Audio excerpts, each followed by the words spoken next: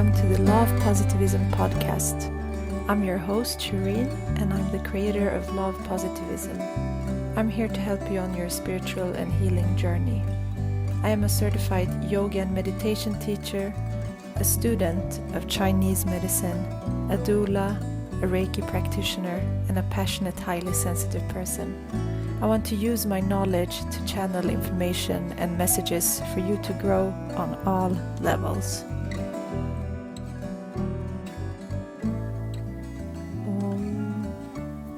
Welcome to the podcast. So grateful that you're here, and I'm so excited about this week's episode with beautiful couple Ena Vie and Lipp. They have been on their path of recovery, healing, awakening for over 25 years, and they're sacred musicians and also integrative spiritual guides and teachers, and they're crafting medicine music and deepening presence within the community. It was such a beautiful talk with them. I was so happy that I got to learn from them and also got to listen to their beautiful new album, which is a journey. It's a healing and really inner journey that you can take when you're listening to that music medicine. And we talk about what sacred sound is, what it is to also use your voice and chant sounds. We're talking about healing addictions through plants, and also a little bit about shamanistic healing, altered states through music. And it's just a beautiful, beautiful talk, and I really hope that you get so much healing just from this conversation. And if you want to check out Ena and Howard, you have the links in the show notes, and you can listen to their beautiful medicine music. And I also want to take just a few seconds to talk about my beautiful show sponsors, Ace of Air. It's a newly launched beauty and wellness brand, and they're committed to products that put people and planet above all. Their line of clean, vegan, and cruelty-free skincare and supplements have been synergistically formulated at the intersection of herbalist wisdom and modern science, focusing on rituals that work from the inside out. Inspired by Mother Nature's ability to create abundance without waste, Ace of Air is the first and only beauty and wellness brand designed to be entirely circular and fully zero waste. You can explore and learn more about Ace of Air at aceofair.com and find them on Instagram, Ace of Air. And with the new moon we had this week in Taurus, it's about honoring and devoting ourselves to the mother, the earth mother. It's about getting into nature and once again becoming one with nature, which we are all are. Our body is made from nature, things and things, stuff from nature, products from nature. And small conscious decisions that we make in our daily lives, such as choosing consciously what beauty and wellness products we use, really helps to change everything, because everything starts from us, within us. So Ace of Air is really a beautiful, beautiful community and brand that really is supporting that regenerative and circular path that we have to take now. And I want to read a small quote from my book, The Law of Positivism. When we surrender, we also release the need to control, and we become more empowered. This quote I'm reading to you just to take this time in this Venusian Taurus season to also release and let go and ground down. Go out in nature and let her heal you and get your body back into balance. Listen to the sounds in nature. Just feel the earth. And I have the links in the show notes if you want to check out my book, which is available to pre-order right now. And it will be released right after summer solstice in June. And everyone who's pre-ordering the book will receive an oracle card reading. So if you do pre-order it now, you can connect with me on Instagram or email me, and I will draw 3 oracle cards for you. Enjoy this week's episode. Hi, and welcome to the podcast. Hi, Shireen. Hi, Shireen. Thanks for having us. It's really good to be here. So lovely to have you here, and I'm excited to talk to you today. And I would love for you to share any daily mindfulness practice that you have.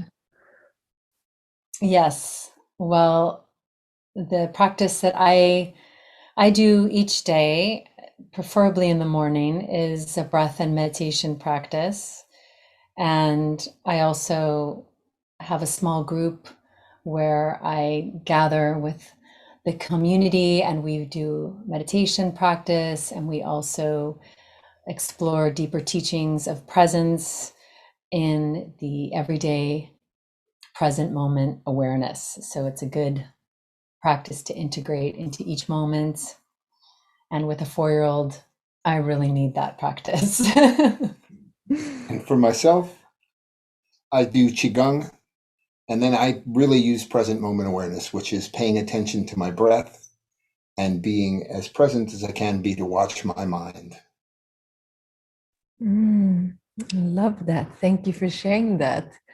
And I'm so grateful to have you here to talk about your journey and everything that you're doing. It's so amazing. So I would love for you to maybe start sharing who you are and what you're doing. What is your mission? Like, what are you creating in the world? Well, who am I? Howard. I've been a music producer for a very long time. Before that, I was in the tech industry as an electronic engineer. But I've been a musician my entire life, and music has always called me. Our mission is really to let go of the mind as a guidance system for living, to let go of the unexamined mind and the false self, to live authentically in presence. That's our mission. And to help others do the same. Thank you for sharing that. And I would love to know your journey into it. Like, how did everything start, and what exactly are you creating right now? Well, my journey into it really started with my own healing from addiction, leading me to presence, leading me to plant medicine work, leading me to examine my unexamined mind and start to deconstruct what caused me such suffering that I chose addiction to not be in pain. And through that, I found that most of us, or at least most of the people I knew, especially in the recovering community, had the same struggles with a mind that would not let up, that would not stop being their worst enemy or my worst enemy. And so in seeking to deconstruct what was causing that, I was led to plant medicine, I was led to shamanism, I was led to Ayurveda, I was led to a number of different practices that kept pointing me inward. And I wanted somebody else to give me the answer, but that wasn't going to happen. I actually needed to be led inward to find the answers with some guidance. And through that, I had been making music, and the awakening that I had had along the way shifted my focus in music to uplifting, inspiring, spiritual, devotional, and fun music. And that's how I met Ena, who's had her own interesting journey to find me. And you could say that the universe conspired for us to meet through very circuitous means. but in the most interesting and most heart-opening way that I could have ever imagined. That's beautiful. And Ina, you can maybe share your journey and all the way up until you met. Yes, well, we all have a story, and each one of our stories is powerful to share because, it speaks, especially in upon reflection and in retrospect, we see how there is a guidance, a divine guidance, if you will, occurring, especially when we're going through it. We may not feel that divine guidance or presence. But when we look back, we get that privilege or opportunity to really see presence, the essence of life living through us, guiding us. And I am so grateful to be able to share my story here and to be reflecting upon it. I grew up, Howard and I have very similar upbringings and backgrounds, even though the narrative looks sort of different on the surface, but we have lived very similar things, experiences, adventures, in some ways trauma. My experience growing up, I grew up in a very religious home, but I was surrounded by a lot of devotional music from a very early age 3 or 4. And I was immersed in this music my whole life. I was very sheltered, so I wasn't allowed to watch television, very little. I wasn't allowed to listen to very much music outside of religious music, although my father slipped in some jazz standards here or there. And I went to Christian schools. And so by the time I graduated from my undergraduate degree, I really wanted to go and have a break from school and living in the city and just to kind of find myself, if you will. And I moved to Hawaii. And within the first day that I arrived on the big island of Hawaii, I had an experience that was a big heart opening experience. This man asked me a question, and he said to me, what if everything you've lived, everything you've known to be the truth is all a lie? And it was this deep, heart opening, mind opening, in fact, in some ways, mind altering experience, because I was not searching to shift my beliefs or my understanding of life outside of the tradition in which I was raised. But this just cracked the light, as Leonard Cohen says, the poet and musician. He says, everything, there's a crack in everything, and in this crack is where the light gets in. I'm paraphrasing his poetry. It's a beautiful poem that he wrote. And the light cracked in for me in that moment and sent me on an odyssey that I often say I'm still on to this day, but I explored through Buddhism, meditation, through yoga, through shamanism, through plant medicine as well, Indigenous studies.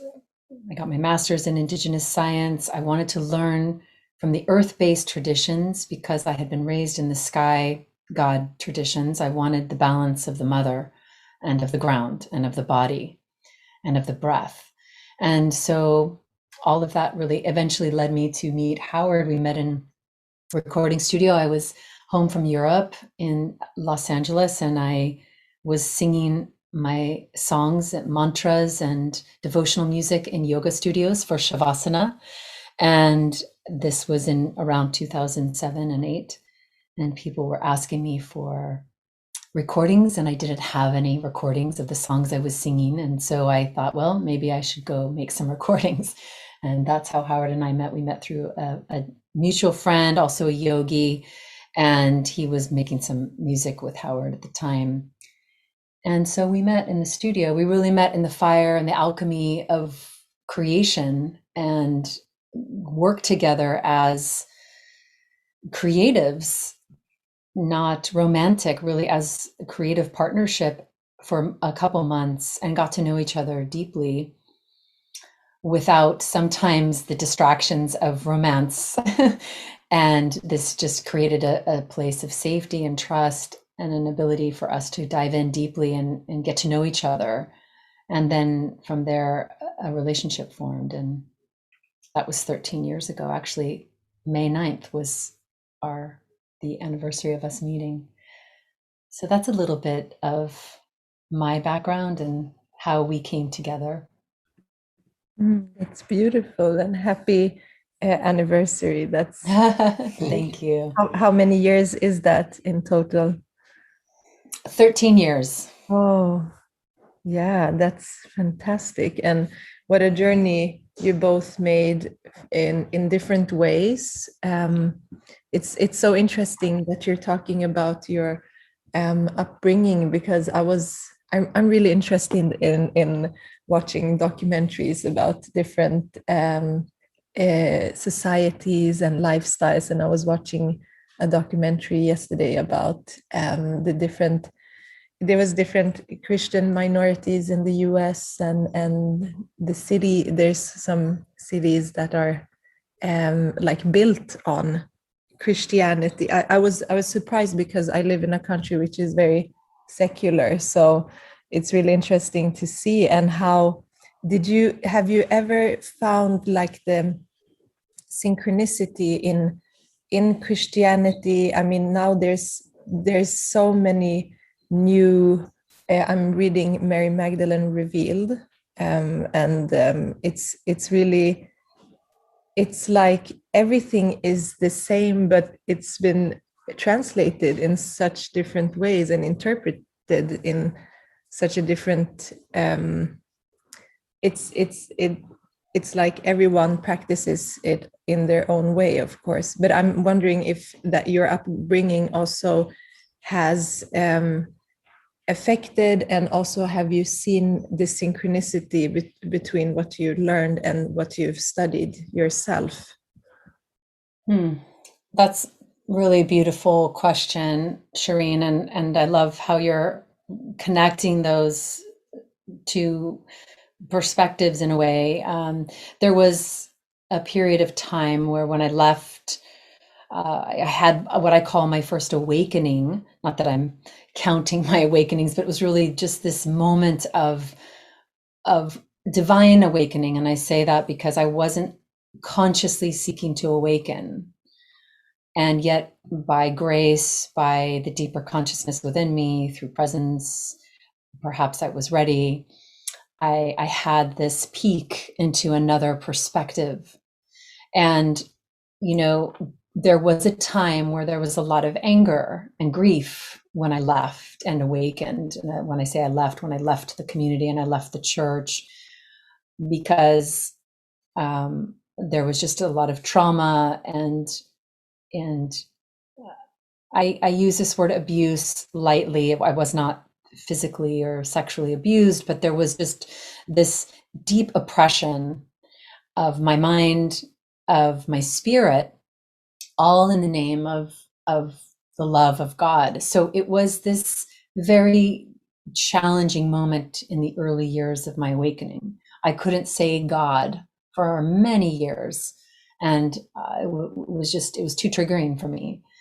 But over time, especially when I started working with and was led to work with Indigenous elders and wisdom teachers who were coming from more earth-based traditions and grounded in nature, that through that time of working with them and healing and having deeper awakenings, I began to see that deeper in the Christian teachings, deeper in the Buddhist teachings, deeper in the Sufi teachings, in Kabbalah teachings, in Taoism, of course, shamanism, that there is an arrow that's pointing to nature. It's all pointing to the nature that is within us, that we are nature, and that we can derive our understanding of being alive, of being here, of being connected to the source of all of life through nature. And this was one of the deepest guiding principles, I think, for a lot of, if not most of my journey, and very healing, and was a guiding force and a healing balm for me to be able to return and accept my upbringing as an opportunity for me to be steeped in connection to divinity as a child, to be in the sacred space of devotional sound and connection to spirit. And I can say that now. It took me a long time to be able to come to see it for what it is through the lens in which I see it now, outside of the dogma, outside of the doctrine. And, you know, as you mentioned, in the United States and in other many Western ruled countries, or I should say, you know, Christian dominated ruled countries, the power of the religion is so strong. And to come out and say, I don't believe this, or this is not the only truth. You know, for me at the time, coming out of the community and my family was not, I didn't want to leave them. I didn't want to, in a sense, forsake them or turn my back on them. But in a way, there were many years where I couldn't come back because I wasn't part of the beliefs. And there was a lot of distrust or fear about what I was searching for. So I found a lot of solace. I found a lot of comfort. I found a lot of inner guidance and inner fortitude in connecting with nature, in connecting with my body, with the earth, and with those guides and elders and teachers who were coming from that place as well and kept pointing me to go within. They weren't pointing me to believe in what they were sharing or follow or become their tradition or system. They continued, the teachers that I was gravitating towards, they continued to point me within. And I think that was one of the greatest gifts that I've received and continue to work with, and through sound, through plant medicine. It's not to create another belief system or entity or energy outside of myself to place my gaze upon as a devotion, but to go within, deep within, underneath the surface of my ego and personality, and really connect with the essence of what life is. And through that, I was able to find the commonality in my Christian upbringing and in other tribes and traditions that I've walked with and learned from and continue to walk with and learn from. Thank you so much for sharing that. That's such a beautiful journey and insights that you've had. And also, like many of us have grown up with a belief, and then that can still spark something. And then I think those that are meant to discover and to journey through different, I think like this new way of living and being is to not just conform and to find your own path. And a beautiful thing that one of our monks or swamis in the yoga lineage that I'm in talked about is how beautiful it is to have so many names and so many manifestations, so many faces of the divine to worship, and that's beautiful to devote and worship yourself in so many different ways to one. There's like in the end, it's not different. It's the same. It's just. I think it's so beautiful. There was a story that just to make, like the names you talked about, that God was something that you had a strong reaction to, because it was that word, that sound that had a relationship to something that you had been experiencing in your life. And in my education, they talked about this story about a man that speaks English and goes to another country and is walking in the desert and needs really is in need for water, and he asks the people there for water, and they show him water and say agua, like water, but he doesn't understand it, and he's like, no, I want water, not agua. But it's just the same thing, right? Different names, but the same. And I love what you talked about, this feeling like, I think many of us that have been on this path, and for me since I was very young, and on my, like in my teenage years, what I always missed was the connection to the mother, like you said, and that presence. And I think that's why also there needs to be a balance, and we can't find that in these in the religions that most of us in the West have been brought up with. So there is a natural tendency to want to understand nature and to understand the like yin and yang, like the divine unity. So I really am grateful that you shared your process and everything.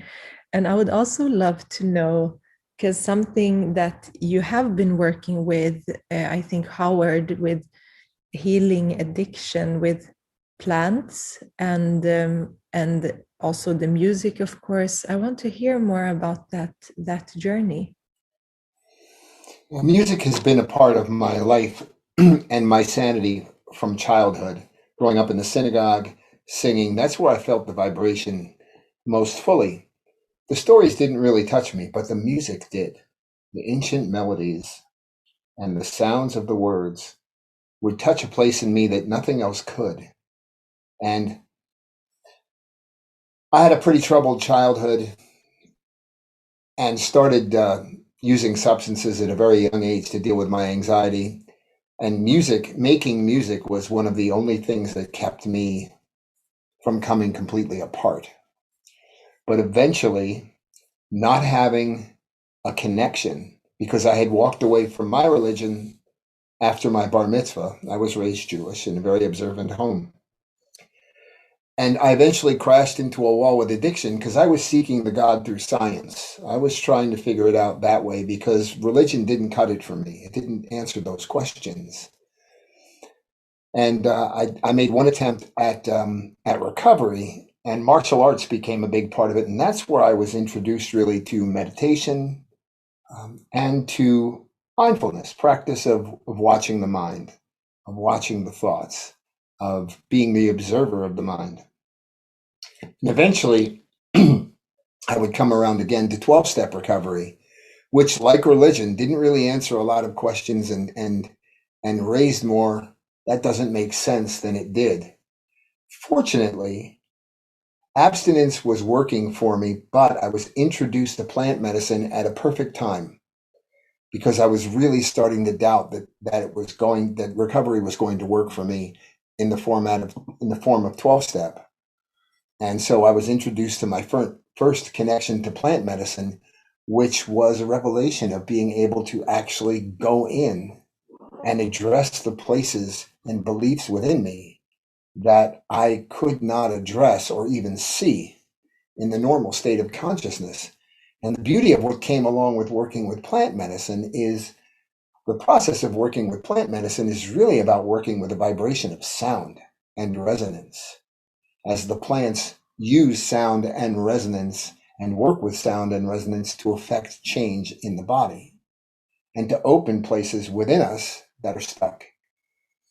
So that came into my life at a time when I was working in an area of music that really wasn't the most uplifting or inspiring. And the work with the plants caused me to see that the power of the message combined with the music gives the creator a great responsibility with what you're actually saying, because songs are something that people will listen to again and again and again. And with the vibration of sound going with it, it penetrates very deeply. So that's when I switched to devotional music and spiritual music and started to work more with recording and archiving music from the sacred path of the Native American Church. I recorded a roadman. It was actually one of the things that inspired Ena when she came to meet me. But it was through working with a medicine man and a shaman and assisting him in his work that I learned more deeply about how sound works on the body, what different frequencies can do, what combinations of different frequencies can do to affect the body, the spirit, the consciousness, and the state of mind.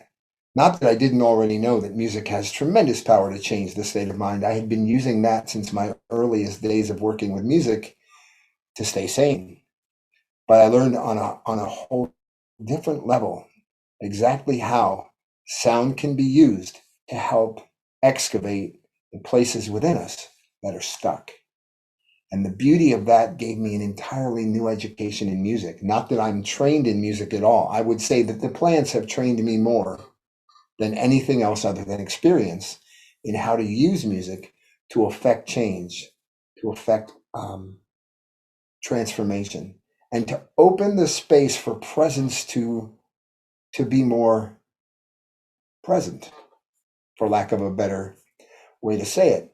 Because ultimately, whether it's plant medicine or whether it's a piece of music that just stirs your soul, it is about bringing us present to the moment.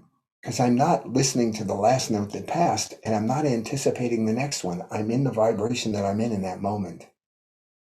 So the fact that music is a powerful tool to bring people present is one of the great gifts, as well as, of course, the use of melody, and not just beautiful melody, but combinations of pitches and differing melodic forms that actually have tremendous impact on the psyche and the physical form. And so through that, it helped me strip away the aspects of 12-step that really are still steeped in religion, are still steeped in Christianity. And as that started to peel away, I started to be introduced back to the origins of my upbringing, which is Hebrew, Jewish, but then finding a teacher who actually shattered all the mythology that had been laid on me.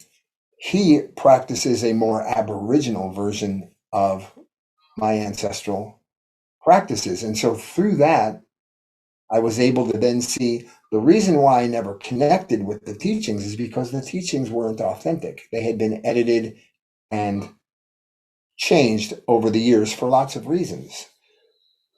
Actually, my upbringing is really about an earth-based tradition from an Aboriginal people who used sound for transformation, who used sound for prayer, who used sound for devotion, but who also used sound to connect in the moment that they're in. So it brought me full circle to a whole new understanding of where I came from that helped unlock a lot of why I had walked away, quote, from God when I walked away from the religion, because I didn't get the connection. And flash forward to the work with the plants and the work with other teachers, I came to understand that what I had been taught was not the truth. It was translating stories into history as opposed to understanding these stories as mythology. So it had totally transformed how I see the world, and ultimately see that underneath it all, the essence of this great mystery is present everywhere, and that it's not out there. It's not up there. It's in me, it's in you, it's in everything.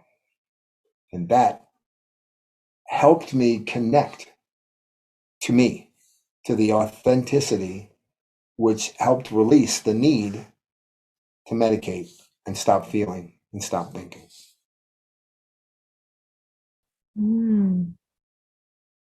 Thank you so much for sharing that. I'm taking it all in. It's so beautifully put. Thank you.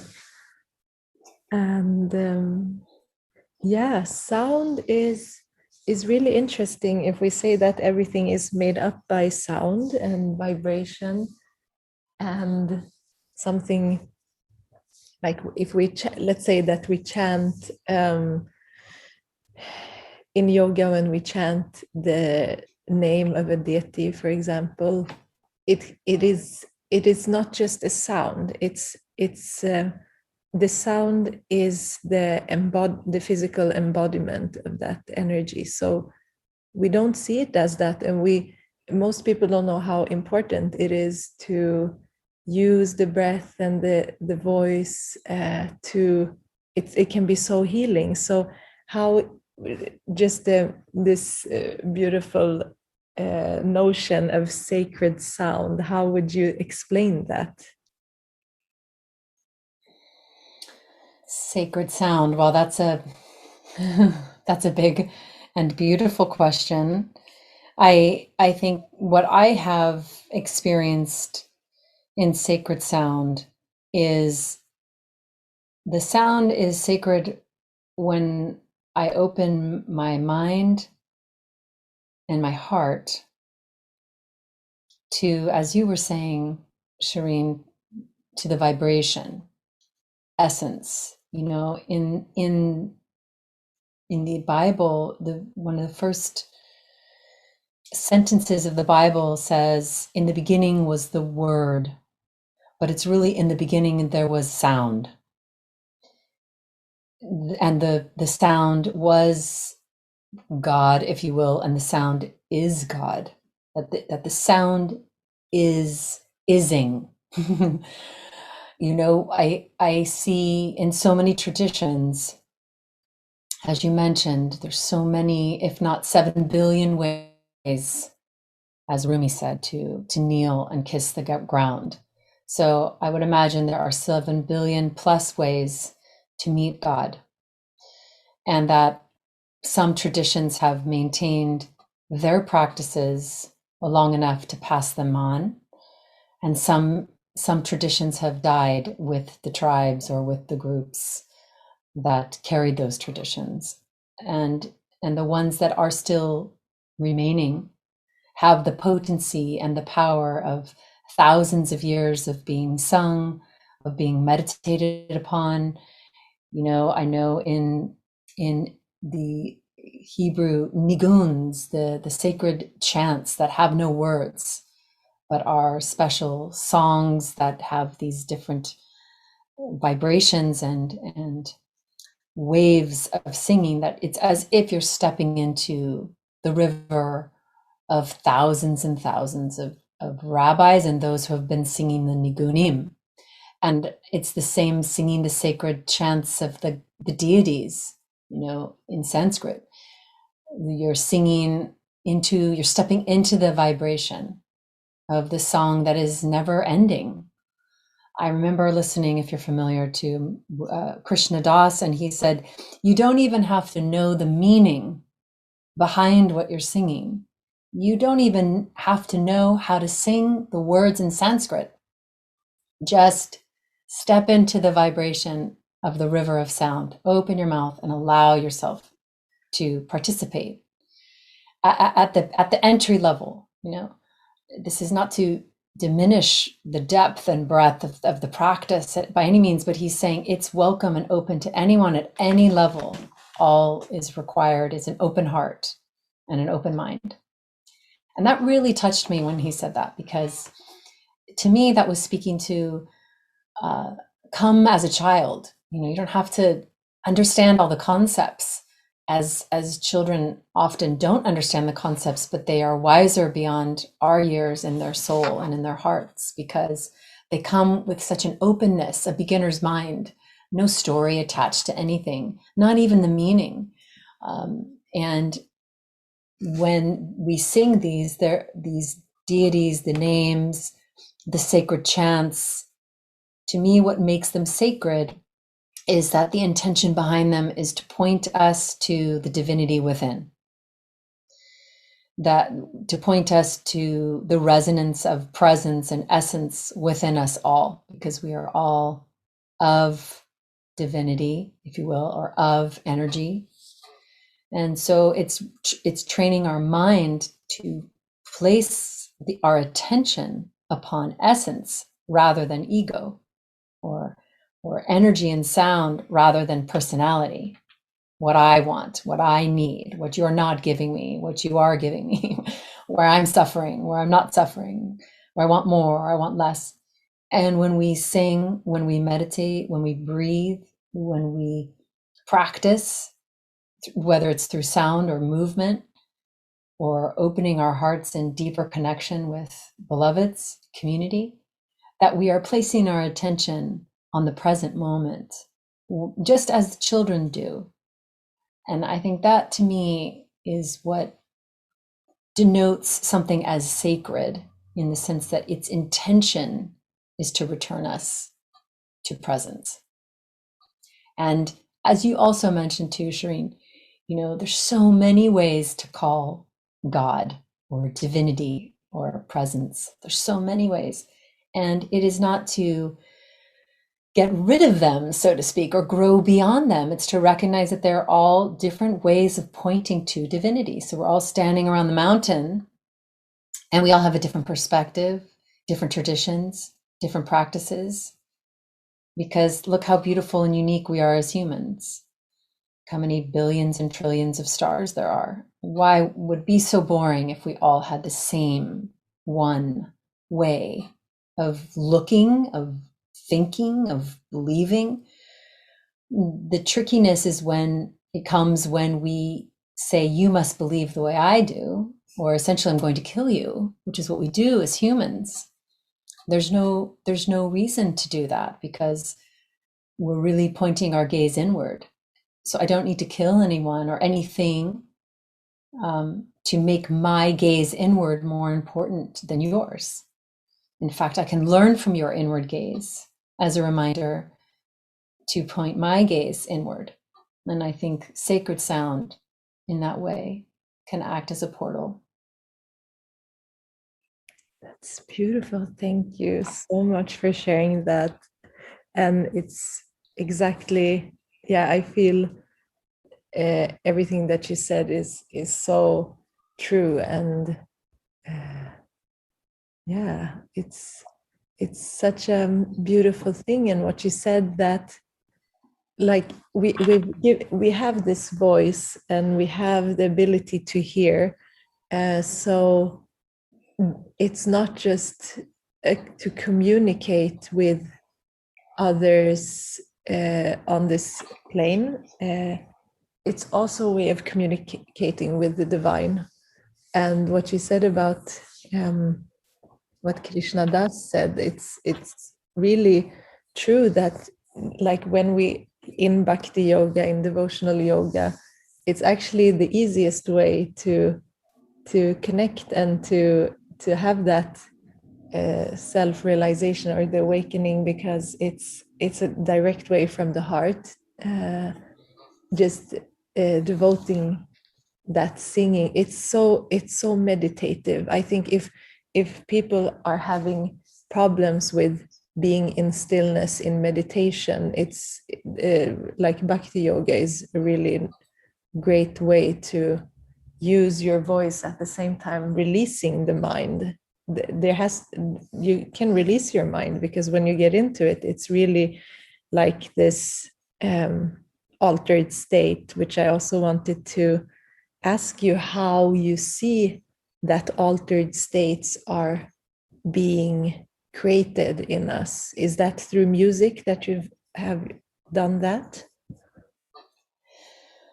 Well, what you just said there, I think is so important for my practice, is to, when we're having a challenge of the mind incessantly talking, incessantly telling a story, and we come into, as you said, for this example, into the devotional, into bhakti, into mantra, singing, it gives my mind a job.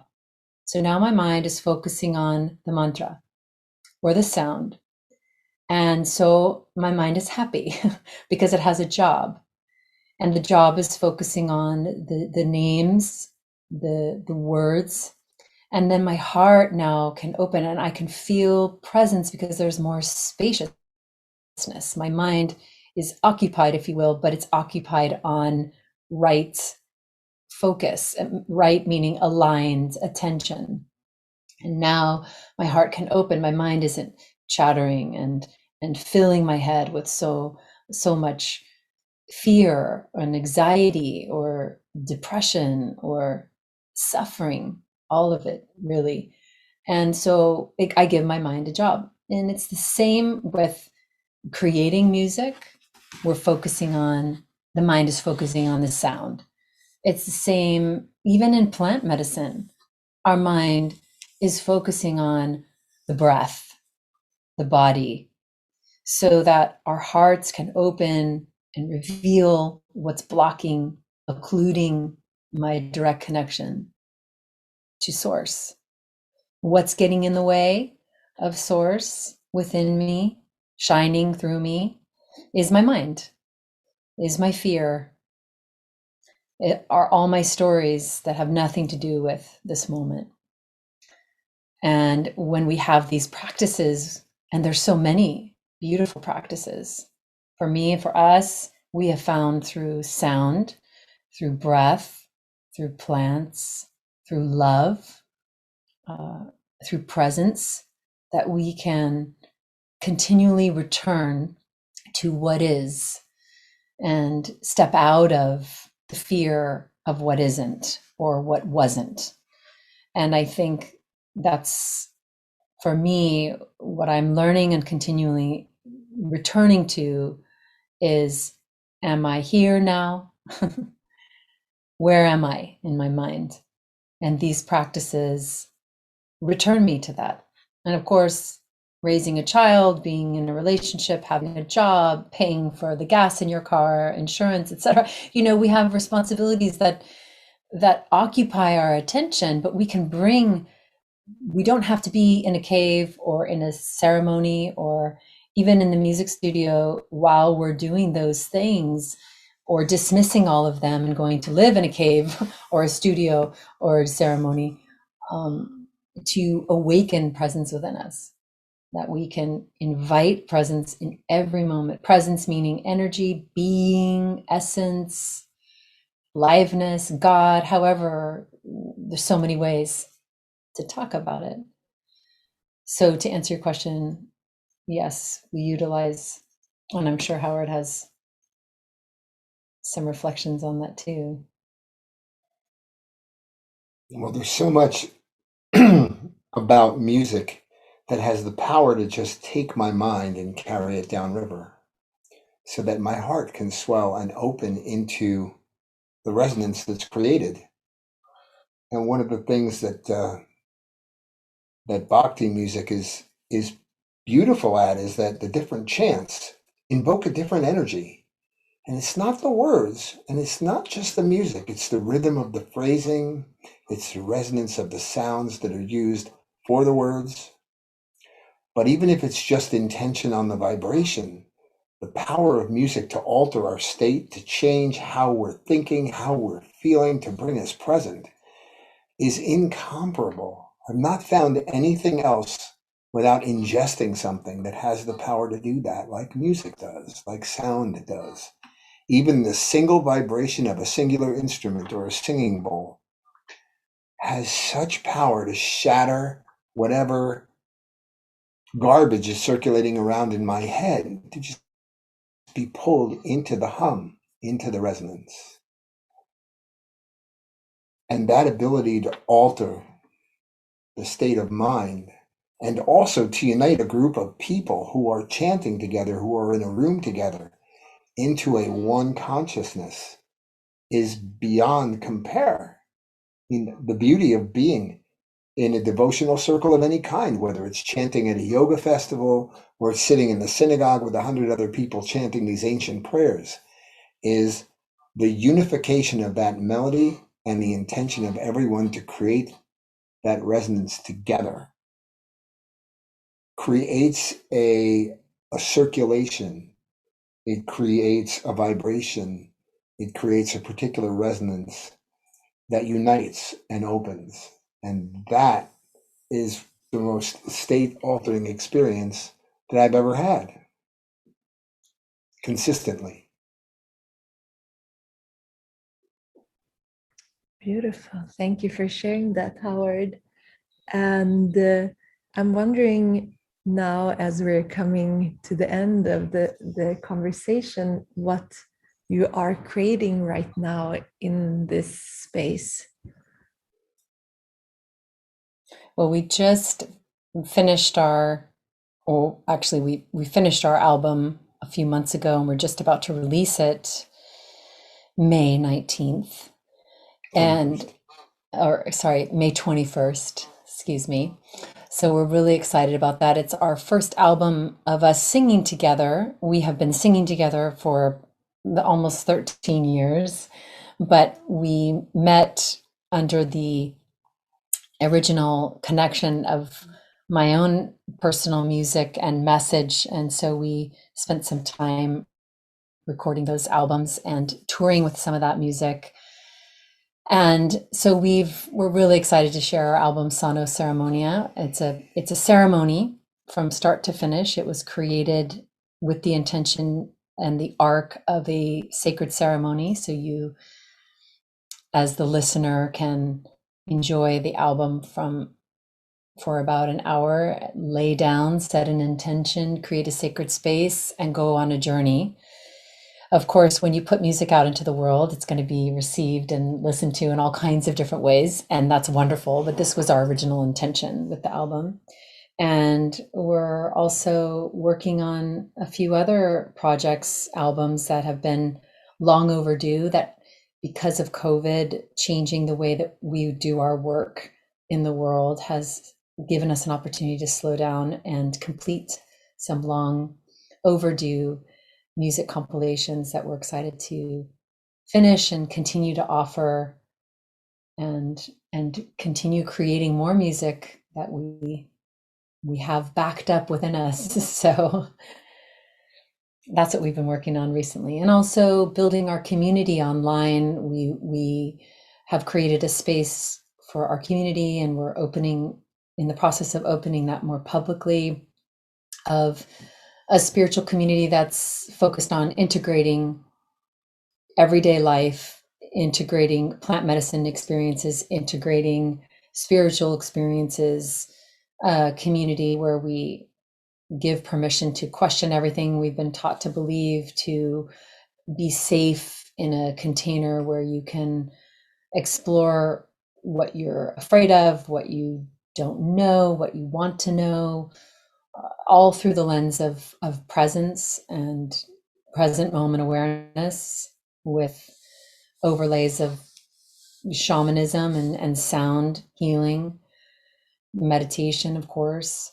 And so we're excited to be working on that project as well. It's through our nonprofit and contributing to creating vibrations that are pointing to oneness and unification, as you were speaking of earlier, Shireen, and returning us to who we really are underneath the personality, underneath who we've been told to be. So this community for us has been a long-term project that we've been dreaming of and wanting to do. And since COVID, really, we've been able now to begin to deepen that vision and make it a reality. Wow, thank you. And I just love your work, and your music is so divine. I've listened to this album, and it's really a great way to get into an inner journey and meditate. So I really would love for you to also share, like, how can people find you and listen to your music?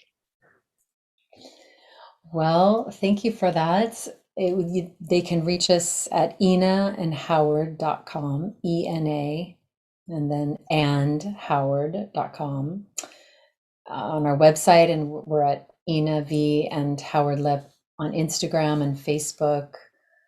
And anywhere that there are music streaming services or iTunes, things like that, they can find us.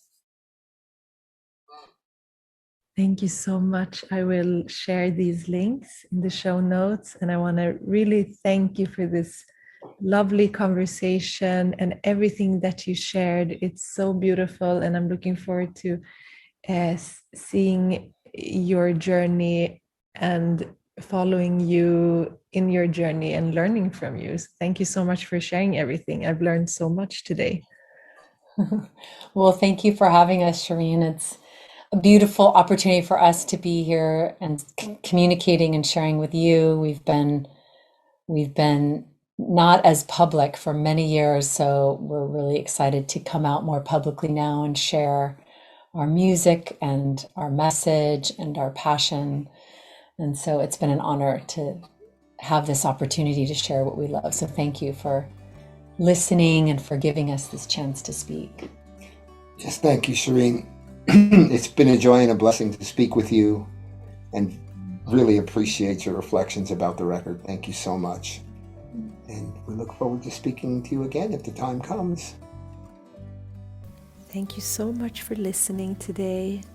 I hope this beautiful story from Ena and Howard help you to find sacred sound as a means to create more mindfulness, become more balanced, and using sound, mantras, singing, dancing, everything as a tool for healing. It's a gift. Because this sense is a gift to us. It's not just, we don't have the voice just to communicate and the ears just to listen. It's also a magical system that helps us to take in the vibrations from everything, from the universe, from the nature. So I hope you take your time and explore this path as well. And if you have any questions, you can connect with me on Instagram at Love Positivism. You can also try 2 yoga classes and a few guided meditations on my YouTube channel, Love Positivism. And I hope that you have a wonderful and blessed week. Om Shanti, Shanti, Shanti.